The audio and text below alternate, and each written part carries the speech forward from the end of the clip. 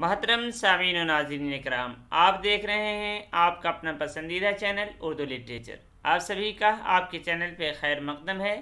हम देख रहे हैं फ़न तनक़ीद और उर्दू तनक़ीद निगारी, जो नूरुल हसन नक़वी साहब की किताब है, उसका जायज़ा। मुख्तसरन हमने देख लिया है तनक़ीद की तारीफ़, तनक़ीद के उसूल। उसके अलावा दबिस्तान में हमने देखा तासुराती तनक़ीद, जमालियाती तनक़ीद, मार्कसी तनक़ीद, तरक्की पसंद तनक़ीद। अब ये आपके सामने है अगला दबिस्तान, नफ्सियाती तनक़ीद। नफ्सियाती तनक़ीद आपके सामने है।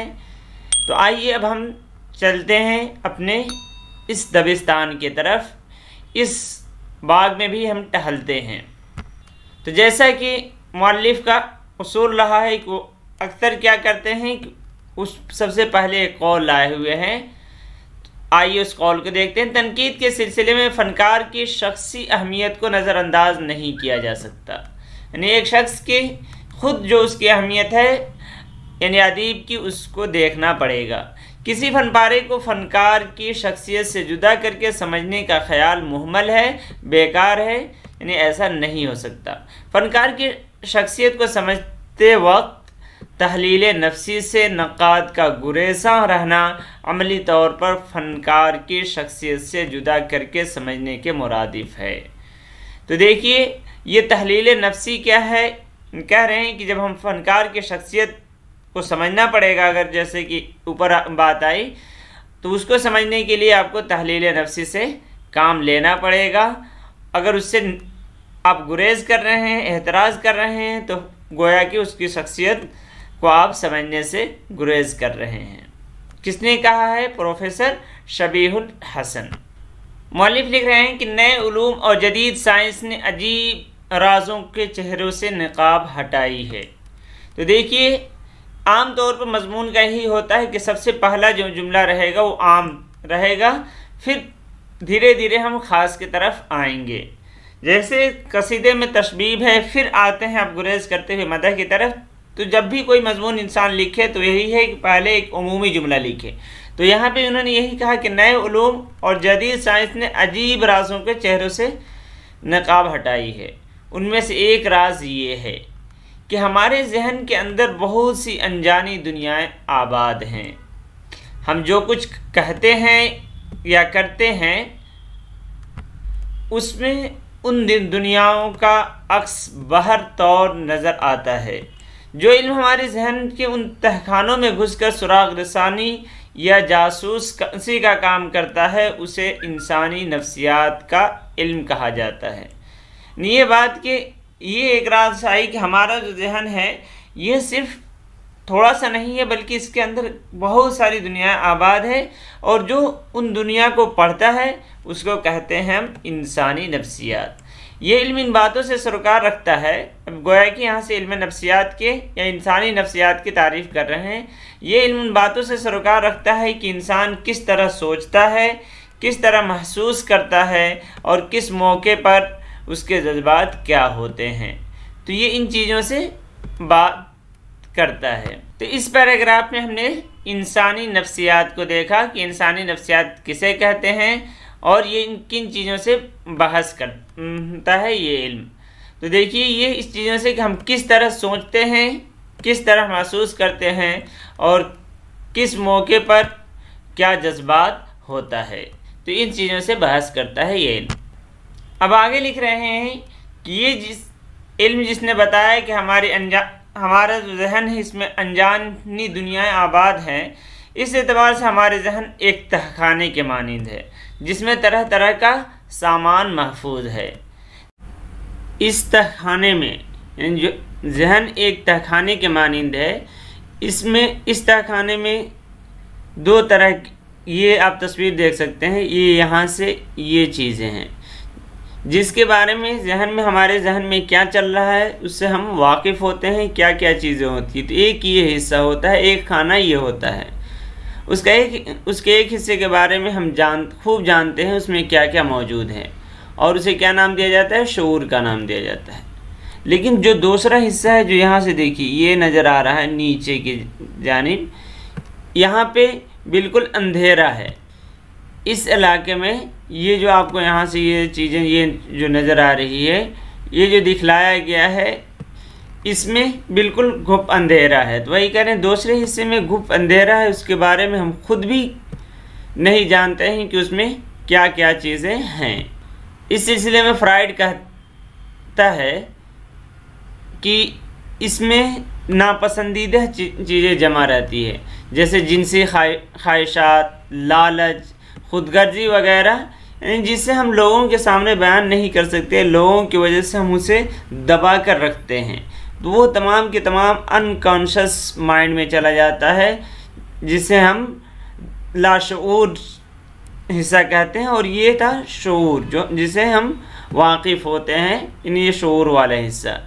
जहन के उस हिस्से को एक तरह का गोदाम कह सकते हैं। नीचे वाला जो हिस्सा है वो उसमें हमें ये नापसंदीदा चीज़ें जमा करते जाते हैं, तो इसे हम गोदाम कह सकते हैं। मुअल्लिफ लिख रहे हैं कि इस गोदाम में वो माल भरा रहता है जिसकी कहीं खपत नहीं है, और इस गोशे को लाशऊर कहते हैं। जो ये वाला गोशा है, ये नीचे वाला गोशा, जहन का गोशा, वो होता है जिसका हम इजहार कहीं करते नहीं हैं, उसे हम दबाए रखते हैं और वो भरता रहता है, उसका कहीं इजहार नहीं होता है। तो इस गोशे का नाम जो है शऊर, लाशऊर है। तो शऊर और लाशऊर ये। अब आइए लाशऊर। हमारी ज़िंदगी में शऊर से ज़्यादा लाशऊर की कारफरमाई होती है, यानी शऊरी तौर पर जो हमारे जहन में होता है, उससे ज़्यादा जो लाशऊर में जो चीज़ें हैं वो हमारी ज़िंदगी पे असर करती है। अगरचे हम उसे ज़ाहिर नहीं करते हैं, लेकिन अंदरूनी तौर पे वो उसकी कारफरमाई हो रही होती है, और हमारी सोच भी जो है उसी के तहत काम कर रहा होता है।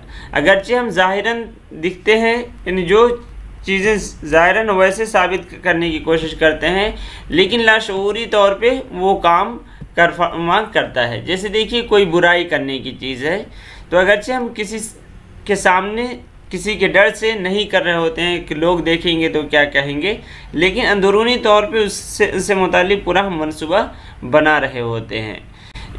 कोई अच्छी चीज़ आपको सामने दिख रही है, ये यूँ समझिए एक लड़की सामने से जा रही हो, तो वो अगरचे आप देखने से अपने आप को रोक रहे हैं कि उधर नहीं देखेंगे कि लोग क्या कहेंगे, लेकिन अंदरूनी आपकी दिली इच्छा हो रही है कि हाँ उसके तरफ देखें।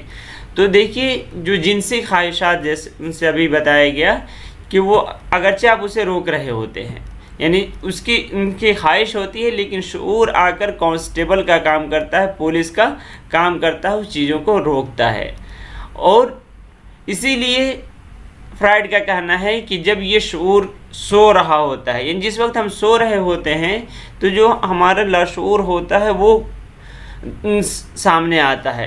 शऊरी ताकत भी हमारे सोने के साथ ये सो जाता है, तो उस वक्त ख्वाब में हमारे लाशऊर सामने आता है। तो यही फ्राइड ने ख्वाब की भी बातें कही है कि जो चीज़ें हम दबाए रखते हैं वो ख्वाब में हमारे सामने ज़ाहिर होता है। इन दोनों के अलावा यानी शऊर और लाशऊर के दरमियान एक तीसरा तबका भी है, तीसरा खाना भी है, जिसे तहत शऊर कहा जाता है। यहाँ वो चीज़ देखिए, ये यहाँ से ये देख लीजिए, ये शऊर है और ये नीचे लाशऊर है, लेकिन इसके दरमियान ये जो जहन में ये जो बीच में दिखाई दे रहा है आपको, इसको बोलते हैं तहत शऊर। शऊर के नीचे और उसके नीचे है लाशऊर। तो यहाँ वो चीज़ें हैं जिन्हें पूरी तरह भूले भी नहीं है और अच्छी तरह याद भी नहीं है। ये वो बातें हैं जो दिमाग पर जोर देने से शऊर की सतह पर उभर आते हैं, तो इसको बोलते हैं, क्या बोला जाता है, तहत शऊर। याद रखने के लिए आप शीतल याद रख सकते हैं, शऊर, तहत शऊर और लाशऊर। तो ये शीतल से आप याद रख सकते हैं इसके तरतीब। इस तरह जहन के तीन तबके हमारे सामने आ गए, शऊर, तहत शऊर और लाशऊर। और ये लाशऊर में जो चीज़ें होती हैं वो सोते वक्त शऊर में आती हैं, शऊर में आने की कोशिश करती हैं, जिसे हम ख्वाब के नाम से जानते हैं। इन जिन चीज़ों को हम दबा के रखते हैं वो भी शऊर में आ जाते हैं ख्वाबों में। जहन की इन तीन तबकों में तकसीम करने वाला सिगमंड फ्राइड है। वो तहलील नफ्सी का मोजिद है, यानी वही फादर है, उसका मोजिद है, ईजाद करने वाला है। तहलील नफ्सी किसे कहते हैं? तो तहलील नफ्सी नफ्स का तहलील करना है, एनालाइज करना, तज्जिया करना। मतलब ये है कि जहन के तह में छुपी हुई बातों का पता लगाना, यानी जो शऊर में चीज़ें छुपी हुई थी, जो जहनों में छुपी हुई थी, जिसकी वजह से कोई काम इंसान करता है, उसके पता लगाने को बोलते हैं तहलील नफ्सी। दूसरे लफ्ज़ों में इंसानी जहन के पेचो खम, ज़ेरो बम को के मुताला को, पेचो खम के मुताला को कहते हैं तहलील नफ्सी। फ्राइड का एक शागिर्द है एडलर, इसने भी तहलील नफ्सी में या इस नज़रिए में अच्छा ख्याल पेश किया है। उसका क्या कहना है? उसका ख्याल है कि एहसास कमतरी इंसानी ज़िंदगी में अहम रोल अदा करता है। नफ्सियात में उसने पेश किया है कि एहसास कमतरी, ख़ुद को कम समझना, ये इंसान की ज़िंदगी में बहुत अहम रोल अदा करता है। एहसास कमतरी का मतलब ये है कि कोई शख्स किसी चीज़ से महरूम होता है तो दूसरों के मुकाबले में ख़ुद को हकीर या कमतर समझने लगता है।